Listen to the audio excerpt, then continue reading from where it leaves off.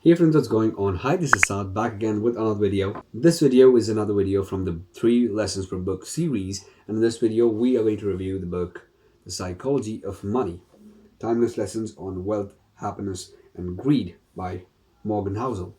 I guess that's how you pronounce the name. So, this masterpiece book was published by Morgan Housel in 2020, and I think this is one of the best things that happened in 2020. Well, introduction. This book talks about the idea of money, that doing well with money doesn't necessarily involve about what you know about money, but it's more about how you behave with money. In this book, Morgan Housel talk about 19 stories, real life stories, which will help you look at money in a different way than normally you have. And with this, he has tried to make us, teach about money and look at money in a different way so we can understand money in a better way. Now, talking about the author is a partner at the Collaborative Fund and also is a former columnist at the Wall Street Journal. Let's talk about this masterpiece book that this guy has written, about which I'm making this YouTube video on. So, 3 lessons on this book. Lesson number 1: no one's crazy. Now, I love the fact that author has started this book with this amazing chapter called No One's Crazy. In this chapter, the author talks about the idea that no one's crazy.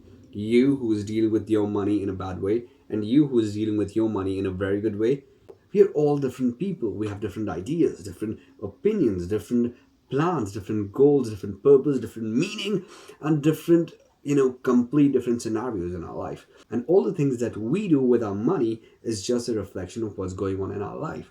Now, someone who is looking at our life might not exactly get what we are doing with our money, or why we are putting our money in that stock which doesn't seem very interesting, or why we are buying this stupid mutual fund, or why we are not investing our money at all in the first place.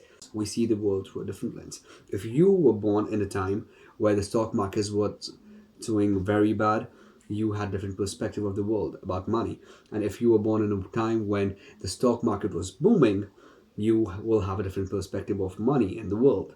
We all think we know the world and we know everyone around us, but we just know a tiny part. So no one's crazy. Everyone has their own reasons, but obviously we cannot see because we don't know them enough.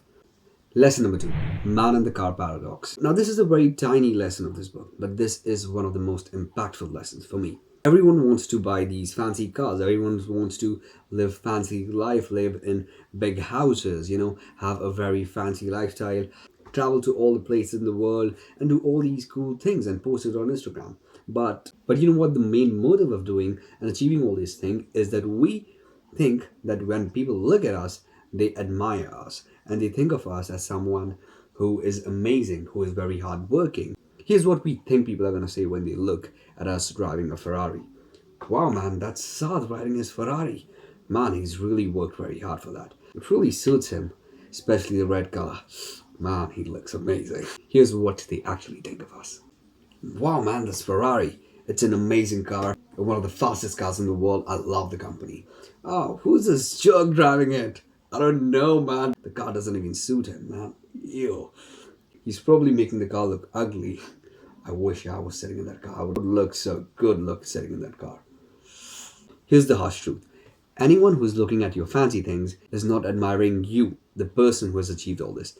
The person, in fact, is imagining themselves in that seat in your life. And they just imagine themselves, in the position that you are in, going on this trip that you are in, driving this car that you're driving, or, staying in this house that you're having. So basically, anything that we do to impress people around us, whether it's our friends, relatives, or our neighbors, is just going to waste. So why do it in the first place? Lesson number 3: nothing's free. Basically, in this lesson, the author is trying to tell us that nothing in this world is free. Everything either has a fee or everything either has a fine. The author says that define the cost of success and be willing to pay it. And only when you're willing to pay it should you go into doing that thing or investment that you want to do. Anytime we have to lose money on doing something, we either think of it as a fee or we think of it as a fine.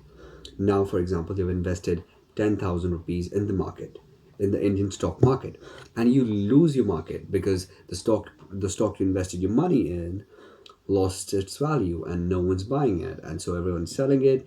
So maybe you bought it for 100 rupees and now it's in 50, so you have lost 50% of the value. So what most people do is they think of the 50% loss they've got as a fine that they have to pay to get in, be in the market.